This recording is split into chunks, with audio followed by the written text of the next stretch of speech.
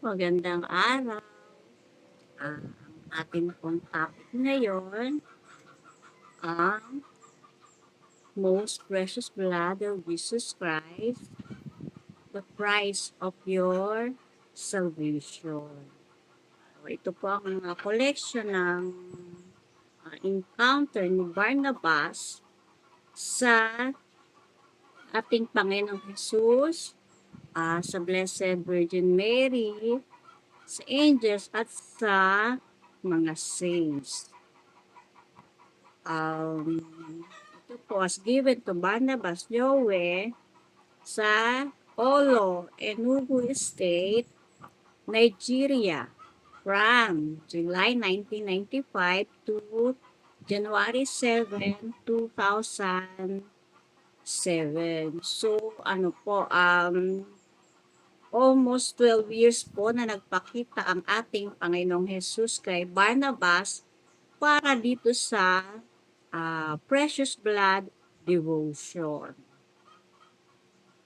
May mga key points po tayo sa pagpapakita po ng ating Panginoon kay Barnabas. Ang nagpapakita po ay agonizing Jesus Christ. Ang agonizing crucifix. Ang blood po ay oozing. Patuloy na lumalabas sa mga sugat ng ating Panginoong Jesus. So, ayun po, ang nagpapakita po ay ang agonizing Jesus Christ, agonizing Sacred Head, ayun po. So, and ito po, umpisahan na natin. Ito po ang istorya ng mga pagpapakita ng ating Panginoong Jesus kay Barnabas, ang kanyang mga bilin, ang kanyang mga aral. Di ba po noon sa Bible, ang kausap ng ating Panginoong Jesus ay ang mga apostol. Ngayon po, dito may experience natin kung paano ang mga messages na ibibigay ng ating Panginoon ay para sa ating kabutihan. At ito nga po ang kung ano ang magagawa ng kanyang precious blood para sa atin, sa incoming justiciament, at para sa paparating na end times. Ito po, I am Jesus Christ who died on the cross of Calvary. In my prayer during this hour of divine mercy, I saw in an instant, a sudden change in my room. The whole room was illuminated with light. There was the same calmness I experienced the previous day. As I was looking at the crucifix hung on the wall, suddenly cloud came down and covered it. The cloud appeared the agonizing Jesus Christ hanging on the cross, bleeding. Ayun po. So sa kanyang kwarto, sa hour ng Divine Mercy, di ba po ang 3 p.m. So ayun po ay sa kanyang kwarto ay nakakita siya ng pagbabago. Same calmness na nung nakarang araw at ang kanyang buong kwarto ay lumiwanag, illuminated with light. At habang nakatingin siya sa crucifix na nakahang sa wall, ay may bumaba na mga ulap at ikinover ang crucifix. At doon sa cloud ay lumabas ang agonizing Jesus Christ hanging on the cross, bleeding. His head was crowned with thorns. The Sacred Heart appeared on his chest, which issued divine rays. He kept silent for a while and then he said, ayun po ang agonizing Jesus Christ, nagpakita at may crown of thorns, at ang Sacred Heart ay umiilaw sa kanyang yun po parang ilaw ng Divine Mercy. Ayun po, he said. And then he said, Barnabas, I am Jesus Christ, who died on the cross of Calvary to save the world. I am the one who laid my body to be scourged, that men might be free. I bore all the shame they deserve with my blood. I purchased them, yet my people did not know me. I am still the one who am suffering the agony due to their sins. Barnabas, console me. Adore my precious blood. I am the agonizing Jesus Christ, who loves you so much. Have mercy on me. I bless you, my son. Ayun po. So, Barnabas, ako ang I am Jesus Christ na namatay sa krus sa Kalbaryo para iligtas ang mundo. Ako ang nagbigay ng who laid my body to be scourged. Ibinigay ang aking katawan upang hagupitin, upang ang mga tao ay lumaya. Dinala ko ang lahat ng kahihiyan na dapat na sa kanila ay I bore all the shame they deserve with my blood, sa aking dugo. I purchased them. Ayun, binayaran ko para sa kanila, pero ang mga tao ay hindi ako kilala. I am still the one. Ako pa rin ito who suffering the agony due to their sins. Ang patuloy na nasasaktan ng dahil sa kanilang mga kasalanan. Console me. Console mo ako. I-adore mo ang aking precious blood, ang aking banal na dugo. I am the agonizing Jesus Christ na nagmamahal sa iyo ng so much, marami. Maawa ka sa akin. I bless you, my son. Immediately, the whole encounter passed. So, ito po, di ba po sa ating mga prayers, I look for one who can console me, and I found none. So, isipin po natin, marami ang nananalangin sa kanya, marami ang mga tao. Pero, bakit wala siyang matagpo ang karapat-dapat upang mag-console sa kanya? So, ito po, dahil ang sa pagkukonsol po sa kanya, sa pagkakaroon lamang natin ng isang buhay na banal, ay ikinukonsol na natin siya. Ang pagtanggal, kahit lamang ang mortal sin, kasi ang venial sin, di ba, ay agad namang napapatawad. Sa act of contrition, sa misa, sa banal na misa, ay agad iyong napapatawad. Ang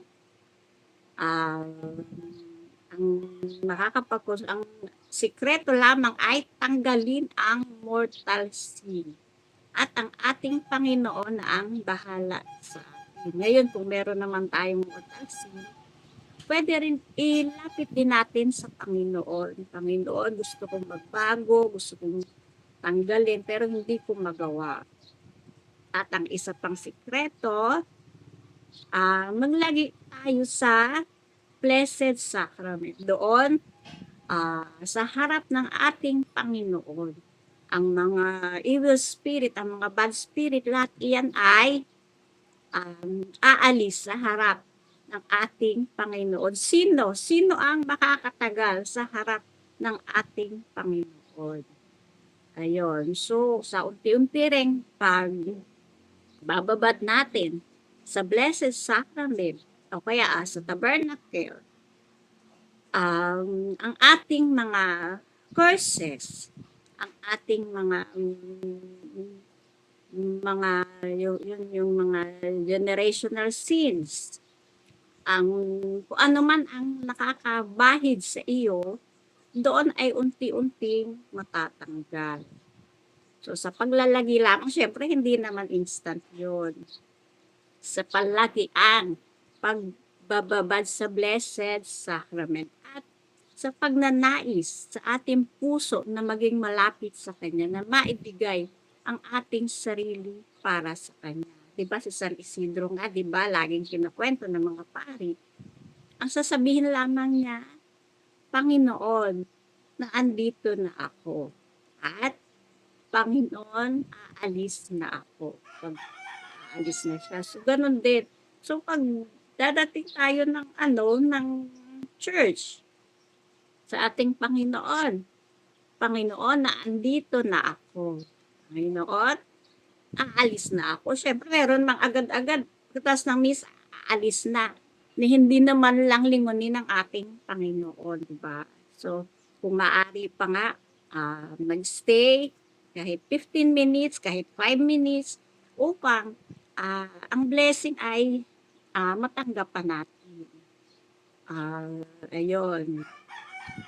So, doon sa pag-i-stay, doon natin parang yung shower, yung blessings na binibigay niya ay nandoon pa. So, may makukuha pa tayo after ng Mass sa pag-i-stay. So, ayun. Ang paglilinis ng ating sarili upang maging karapat-dapat sa pag-console sa ating Panginoon. Why can you not answer my call of love? Just before the commencement of my prayer, right in front of my crucifix, appeared the agonizing face of Jesus Christ, who calmly said, yun. Yun, bago matapos ang kanyang prayer sa harap ng crucifix, ay nagpakita ang ating Panginoon. Barnabas, why can you not answer my appeal of love? Have mercy on me. I am the agonizing Jesus Christ, whom you and the world crucify every second and minute of the day with your sins. I call you to adore my precious blood.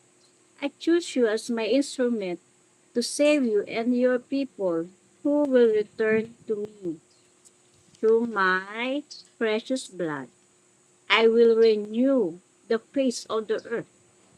Then there shall be done on earth the will of my Father as it is done in heaven. Your eyes will see the reign of peace in the world. So, ayun po. Di ba may gera tayo ngayon? Ito po, ito ang sekreto. Pag-adore sa precious blood. Barnabas, bakit hindi mo sagutin ang aking appeal? Maawa ka sa akin. Ako ang agonizing Jesus Christ na whom you, ikaw at ang mundo ay ikinocrucify every second, sa kada segundo at minuto ng bawat araw sa iyong mga kasalanan. Tinawag kita upang i-adore ang aking precious blood. Pinili kita upang maging instrumento upang iligtas ikaw at ang iyong mga tao, at ang mga tao na magbabalik sa akin. So, ano po notice po, iligtas ang mga tao, ikaw at ang mga tao na magbabalik sa akin. So, ang maliligtas po ay ang mga taong magbabalik sa ating Panginoon mula sa kanilang mga kasalanan sa pamamagitan ng aking precious blood. I will renew the face of the earth.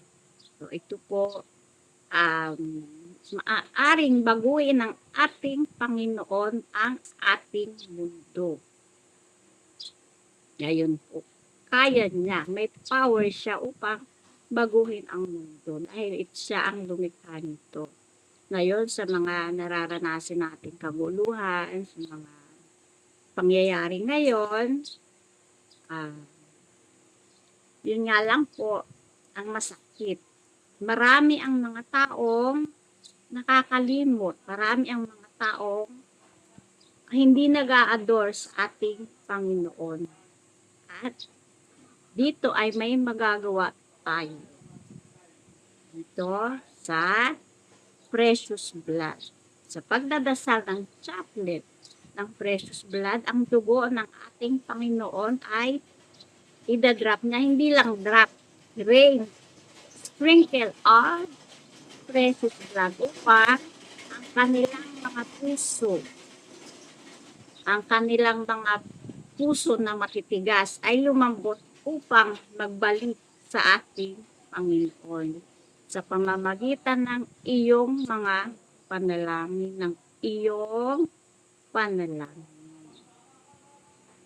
At ito ang precious blood.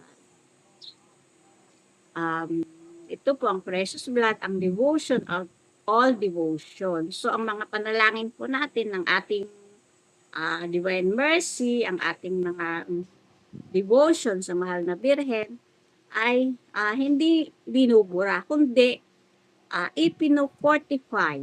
Binibigyan ng, kumbaga, di ba pag nagluluto kayo, nilalagyan ng mapasarap, di ba? Upang lumabas ang lasa, ang linamnam. So, ito po ang precious blood na ibinibigay ng ating Panginoon ay ipino-fortify ang ating mga panalangin, ang ating sa Divine Mercy po, di ba papasok tayo sa Divine Mercy. So, pagpasok sa Divine Mercy, so nandiyan ka na sa awa ng ating Panginoon. Ngayon, ang precious blood ang magpapatatag sa iyo, maglilinis, magsishield para ikaw ay tumapang upang manalangin upang ang iba rin ay magkaroon nito dahil sa pagpasok dito tayo sa battlefield, tayo ay makikipaglaban. Tayo ay magiging soldier. Dahil ano ang sabi ng ating Panginoon? Who will set my captives free? Sino ang magpapalaya sa mga nabihag? Ikaw. Diba? Sino ang gagawa? Kundi ikaw. Sino ang magpapalaya ng mga captives, ng mga nahuli ng Antichrist. So, ayun. So, kaya ito ay binibigay ang precious blood upang ating maging sanggalang. Upang magpalakas sa atin, maging shield. At sa kalaban din, yung precious blood i-sprinkle sa kanila upang sila, ang mga captives naman ay lumambot ang puso upang magbalik sa ating Panginoon dahil sa iyong pananalangin. Baka naman, isa ka doon sa, di ba dito sa topic natin sa Our Lady of Lazareth, ang messages. ang hinahanap ang few, ang kakaunti na hindi kilala na mga maliliit na mga unknown, di ba? Upang mag-shine. Baka naman narinig mo ang message na ito, baka naman ikaw ang isa doon sa mga few na hinahanap ng ating Panginoon upang mag-shine sa buong mundo. O di ba, yung may napanood ako na cartoons na yung bida ay matatalo na. Tapos, ay hindi naman matatalo, nanghihina na. So, kailangan niya ng power, ng energy. Ngayon, yung mga tao na maliliit, na mga regular people ay ang kanilang maliliit na powers pinagsama-sama at nag-shine at nagkaroon ng power yung bida at nagapi ang kalaban. So, ganun din. Ganun din tayo sa maliliit nating powers, sa mga pinagsama-sama nating power ay magsa-shine ang ating Panginoon. So, nandiyan na siya. Pero, darating siya ayon sa ating pangangailangan, ayon sa ating tawag, ayon sa ating pananalig. Ganon ang power ng ating Panginoon. Malaki ang kanyang power, pero hindi niya ibibigay kung hindi kailangan. So, yon. Kung ano ang nagsusustain sa iyo, sa atin, ay ang mga merits ng ating mga gawa. Kailangan meron tayong gawa. Meron tayong gagawin upang mag-shine ang ating Panginoon. Ayun. I will renew the face of the earth. There shall be done on the earth the will of my Father, upang maganap ang sa mundo ang will, ang kalooban ng Ama na katulad ng sa heaven, sa langit.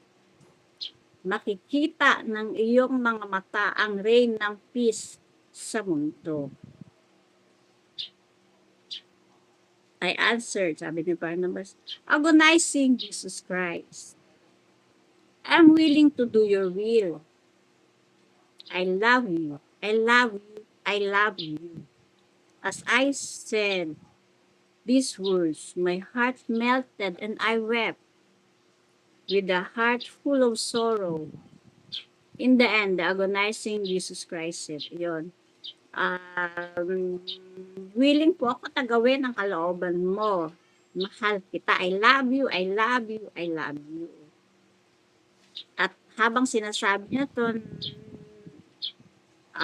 na-melt, natunaw ang kanyang puso at siya ay umiyak. Full of sorrow. At sagot naman ating Panginoon, remain in peace. I bless you, my son. Manatili sa peace. At blines si Barnabas. Instantly, the whole encounter passed. This was the very day I narrated my encounter to my sister, Irene Magbo, who advised me to record the whole happening. This I did, and the incident stopped for the year. So, ito, kinuwento niya sa kanyang sister ang encounter at pinayuhan siya ng kanyang kapatid na i-record ang bawat encounter at hindi nagpakita ang ating Panginoon within a year. Itong January 1997, pray the chaplet of the precious blood. This day being the first day of our novena, we were praying. I was lifted up And there in the spirit, I saw our Lord crying on the cross. Blood was oozing out from all parts of his body, especially from his 5 wounds. Behind the cross, I saw the mother of our Lord, John the Apostle, and 2 other women. They were behind our mother consoling her. So ito po sa kanilang pagnanawina, um, siya ay lifted up at sa kanyang spirit nakita niya ang ating Panginoong Jesus sa krus. At siya ay umiiyak ating Panginoon at ang blood ay oozing. Lumalabas ang hindi lang tumutulo kundi oozing yung blood. Parang puso, 'di ba sa puso, ganon. 'Di ba oozing talagang lumalabas ang kanyang precious blood. Lalo sa kanyang 5 wounds. Ano ba ang 5 wounds ng ating Panginoon? Ang sa dalawang kamay, dalawang paa at sa kanyang tagiliran. Sa likod ng cross, nakita niya ang Our Lady, the Blessed Mother, si John the Apostle at ang dalawang babae sa likod ng ating mahal na ina. After that,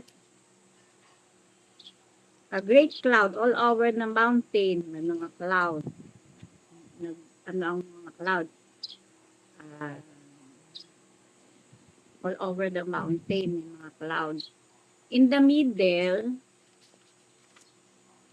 of the crucifix, there was a dazzling light which came directly to me. Instantly, I heard a voice saying to me, I am crying deeply for my church. Yun, merong sa crucifix, merong dazzling light, yung nakakasilaw na liwanag galing sa crucifix papunta kay Barnabas. At instantly, narinig niya ang boses, ako ay umiiyak deeply, malalim na pag-iyak para sa aking church. Barnabas, pray harder for my church. Pessimism, war, and pride are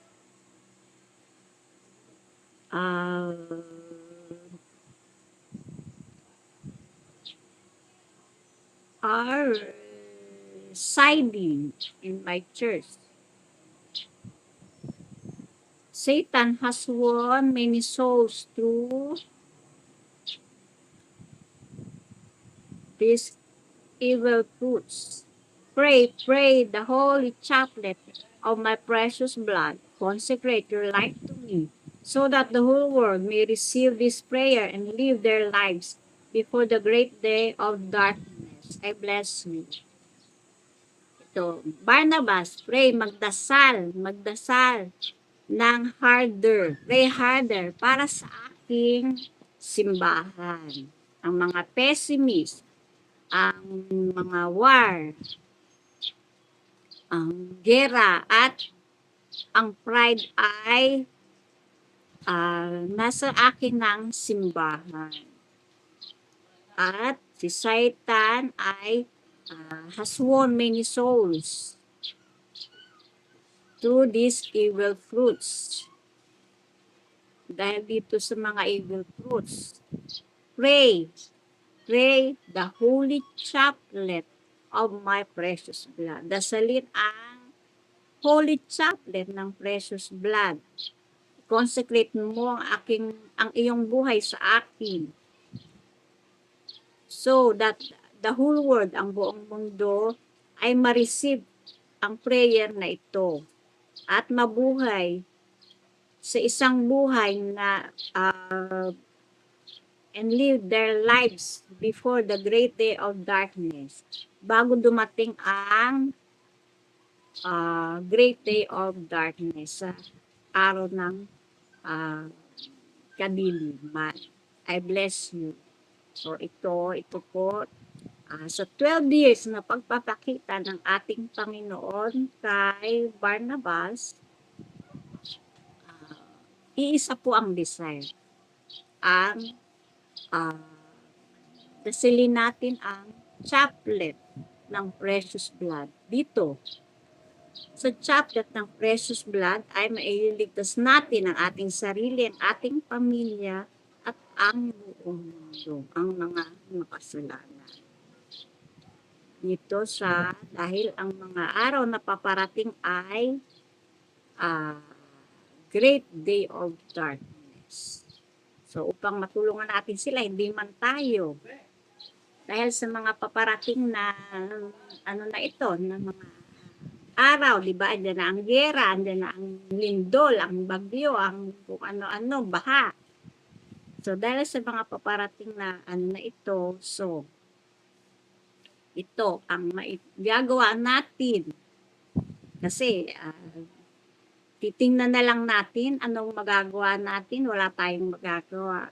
Meron ang pagdadasal ng chaplet ng precious blood. Ang Holy Rosary, after ng Holy Rosary, ang chaplet ng precious blood.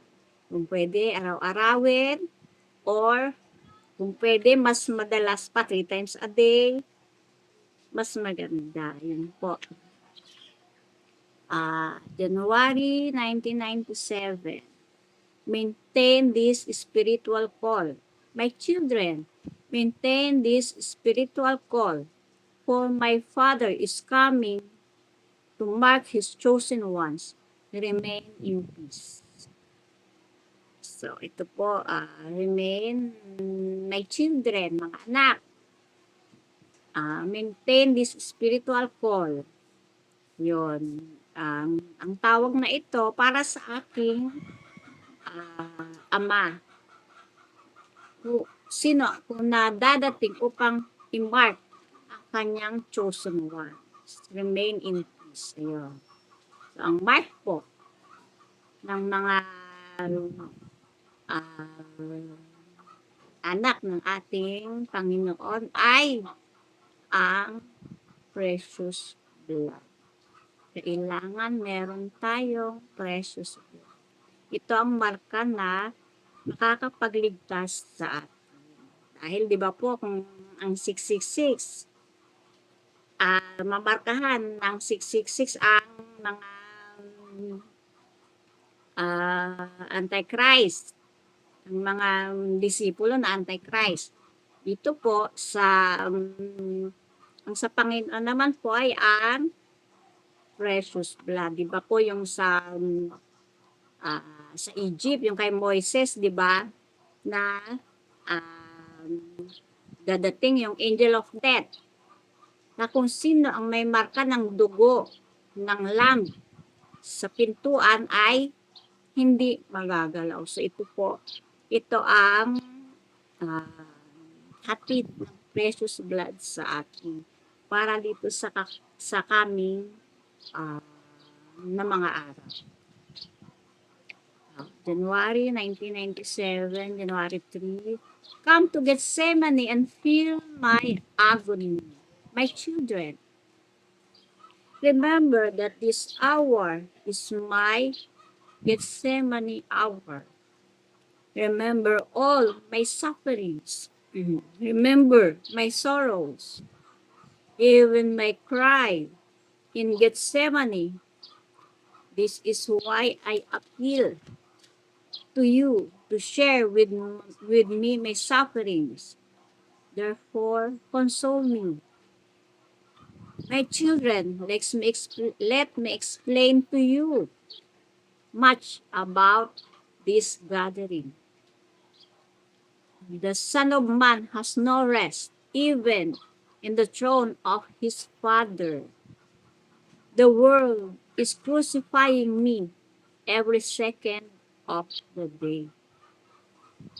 Ayun po, di ba? Ang ating Panginoon ay umakyat na sa langit.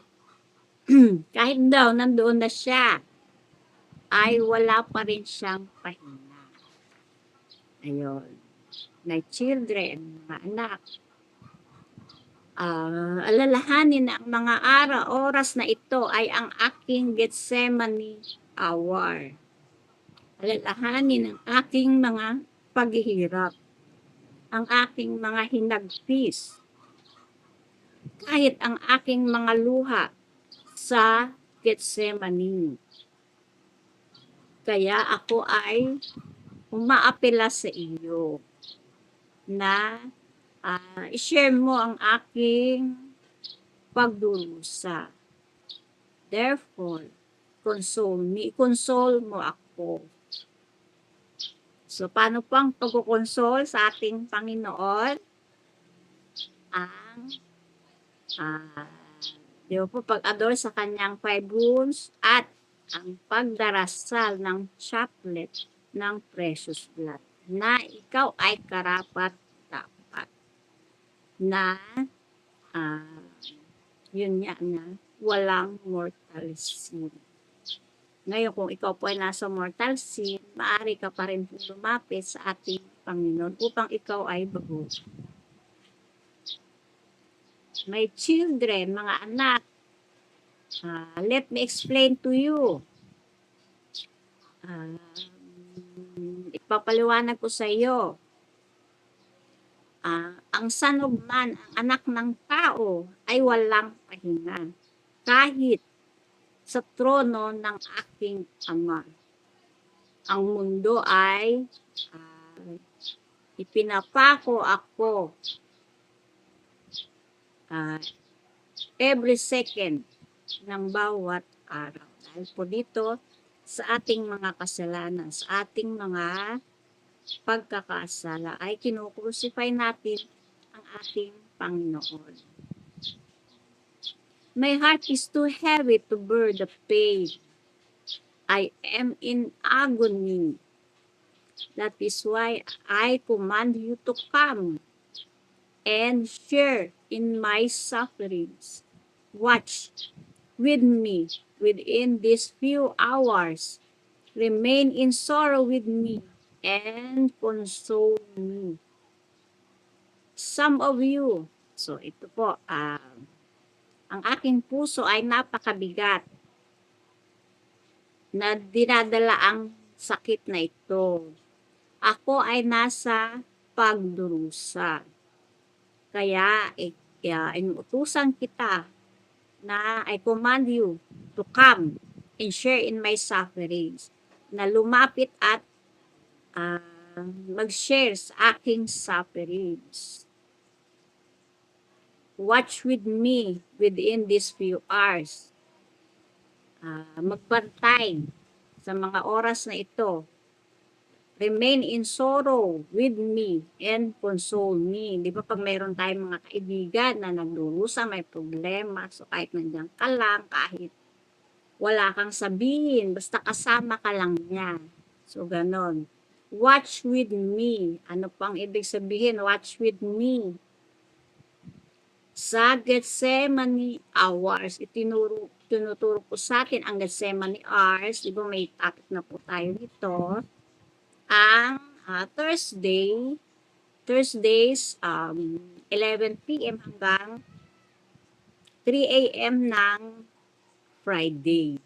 So ito po ang Gethsemane hours at doon ay sinasamahan natin ang ating Panginoon sa kanyang pagdurusa sa pagbabantay. Dahil yun nga po, ang kalaban ay fast approaching, paparating. Kaya kailangan nating magbantay. Samahan nating magbantay ang ating Panginoon. Sino ba ang nasa peril? Sino ba nitong mga oras na ito? Sino ang nasa delikado? Dati ang ating Panginoong Jesus. Ngayon, tayo ang nasa peril. Tayo ang kailangan ng tulong at ang ating Panginoon ay nagbabantay sa Gethsemane at ipinapanalangin tayo.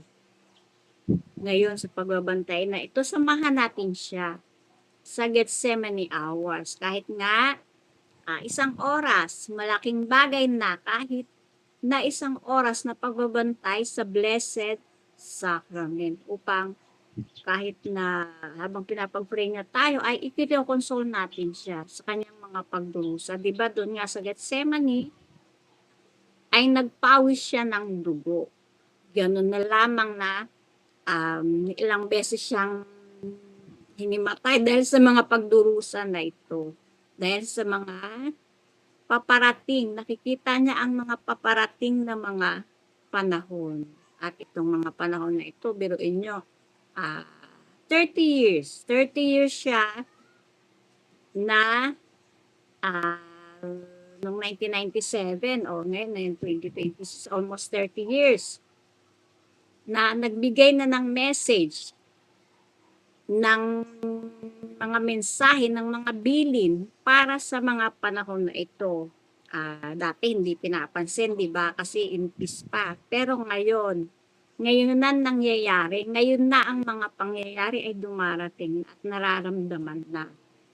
So, nung mga panahon na yun, ay inihahanda na tayo. Inihahanda na at nagbigay na siya ng mga messages upang nagamit natin ngayon. So, ito. So, kailangan pakinggan natin ano ang mga bilin ng ating Panginoon, ano ang kanyang mga ipinapakita, ano ang kanyang mga messages na makakatulong sa atin, para sa atin at sa paparating na end times dahil matindi ang mga panahon sa end times. Di ba po yung sa Revelation, kung nabasa niyo na yung sa Bible, yung Revelation, matindi ang mga salot, ang mga kakaharapin ng mga taong matitira sa end times. At ang mga taong ito ay ang mga matigas na puso na hindi magsisi. So ito, kaya ibinibigay sa atin upang ang will ng ating Panginoon ay maging one, maging iisa ang lahat, na makalap niya ang lahat ng mga tao para sa Kanya. So, yun. Gusto nyo ba ang inyong mga anak ay matira sa end times na kasama ng Antichrist? Siyempre, hindi, di ba? So, ngayon ang paghahanda upang para sa end times, para sa inyong mga anak, sa ating mga anak.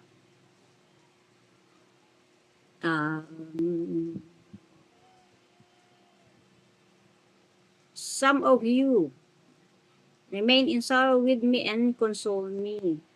Some of you come with coldness and neglect. They are not even willing to console me. Know that this attitude pains me much. It is better that they do not come into this arena than lace me with this attitude. Can you not console me with these hours, within these hours as I command you? Change your heart. I am willing to receive your adoration. Console me. Yun. Kung pupunta ka sa ating Panginoon at ikukonsole mo nga siya, pero masama naman ang loob mo. Yung mga dadabog ka, at ba yan, may gagawin pa ako, yung mga ganon, di ba? So, ayaw niya yun. Lalo siyang nasasaktan. It is better pa na wag na silang dumating kaysa sa ganitong attitude. Ayun. Can you not console me within these hours as I command you? Hindi mo ba ako maikonsole sa mga oras na ito? Baguhin mo ang iyong puso. Willing ako na tanggapin ang iyong adoration. Yun. January 3, 1999. A caution to those who disobey. Listen to these words, my children. Through this prayer, I have written that I will gather all my people and protect them in my holy, precious blood. During the hour of darkness, listen again.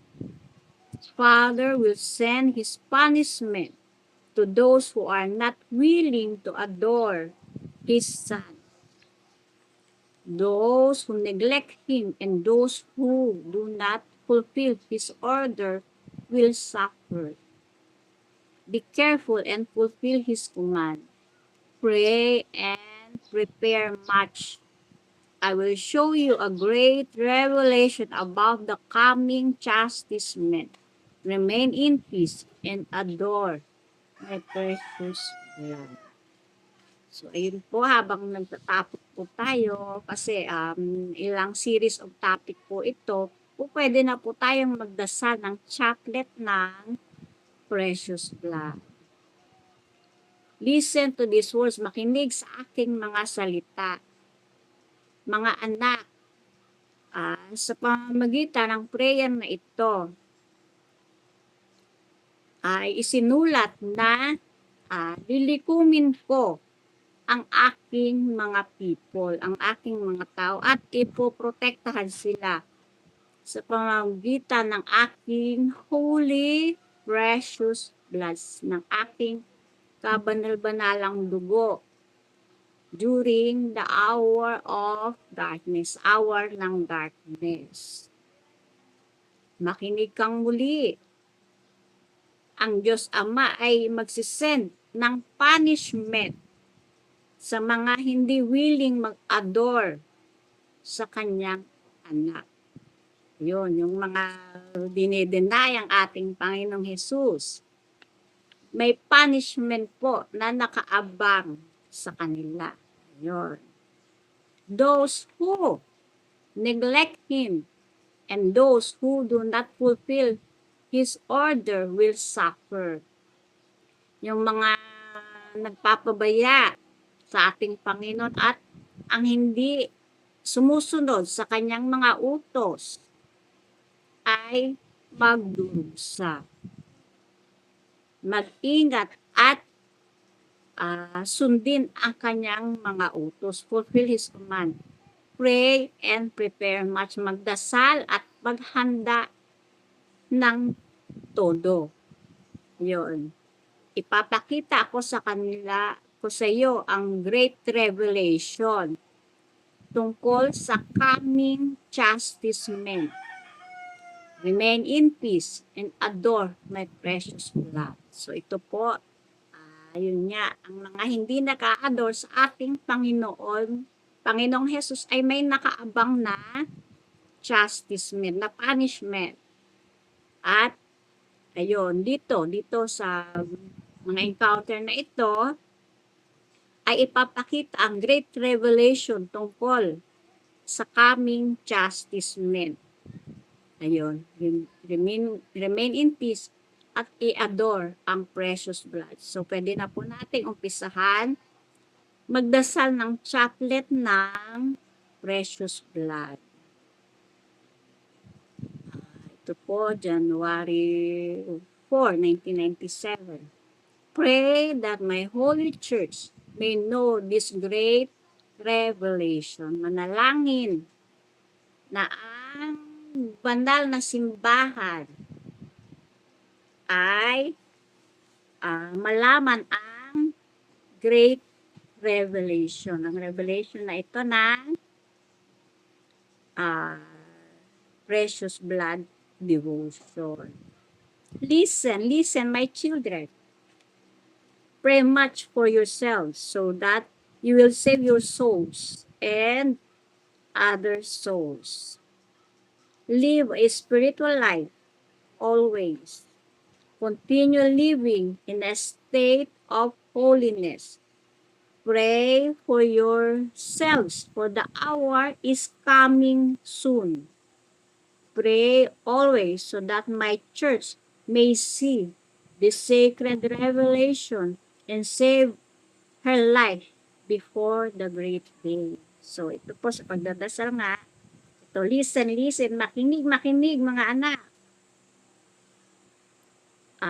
Magdasal ng mabuti, pray much, para sa iyong sarili at para sa other souls, para sa iba, upang ma-save, mabuhay ng spiritual life palagi. Patuloy na mamuhay sa state of holiness. Anong state of holiness? Ang pagiging nasa state of grace. Walang mortal sin. Pray for yourselves. Manalangin para sa iyong sarili. Because the hour is coming soon. Parating na ang oras. Magdasal palagi upang ang aking simbahan ay makita ang sacred revelation na ito at ma-save ang kanyang buhay bago ang great day. Look, the red dragon has come. The destroyer has set up his kingdom. He has captured the whole Atlantic Ocean and sent his agents into the wide Sahara Desert to fast and prepare for the day to come. They have manipulated many people in my holy church, even the anointed ones. They are waiting for the time to come so as to destroy the world. See how terrible it will be. My holy ones will suffer. They will suffer greatly. They will mourn as if they were dead. Ayon. Ito po. Tingnan. Ang red dragon, ang Antichrist, ay dumating. Ang tagapagsira ay nag-set up ng kanyang kaharian at na-capture ang whole Atlantic Ocean. At isinend niya rin ang kanyang agents sa wide Sahara Desert para doon mag-fast. So, sila nga nagpa-fast, di ba? So, at maghanda para sa araw na paparating. So, yun, tayo ay pinaghahandaan ng kalaban. Na tayo naman ay walang kamalay-malay, di ba? Kung puro paglilibang lamang ang inyong ginagawa, ang kalaban ay nandyan na. At pinaghahandaan tayo. So, ayun. They have manipulated many people. Nasa Holy Church na manipulate na niya ang Holy Church. Kahit ang kanyang mga anointed ones. So, sino ang kanyang mga anointed ones? Ang mga kaparian. At sila ay naghihintay ng oras para dumating at sirain ang mundo. See how terrible it will be. Tingnan kung gaano katerible ito. Ang aking mga banal ay magdurusa. Sila ay magdurusa ng malaki, greatly. At sila ay luluha at mananangis as if they were dead. As if they were dead. Yun, napahalos parang mga patay na.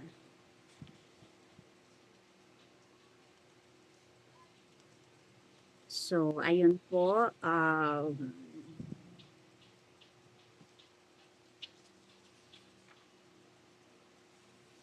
Dito po tayo.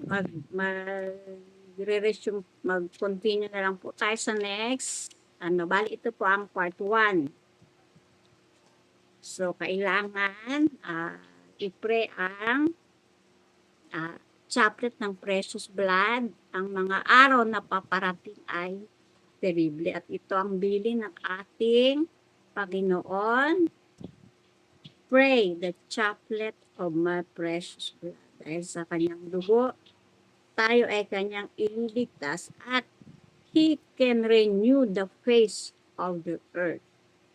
Pwede niyang baguhin. So, ang ating mga kaya tayo kung anong nararanasan natin ngayon dahil ang mundo ay sobra ng makasalanan at nakaamba na ang isang chastisement sa atin. So ito po, ito nga ang formula, ito ang ibinibigay ng ating Panginoon para sa kaligtasan ng lahat at pati ang mailigtas ang mundo. So ito po, next chapter po tayo. Pinagputol-putol ko po ito para hindi naman nakakainip at upang ating maintindihan. Ayun. So, marami pong salamat. God bless.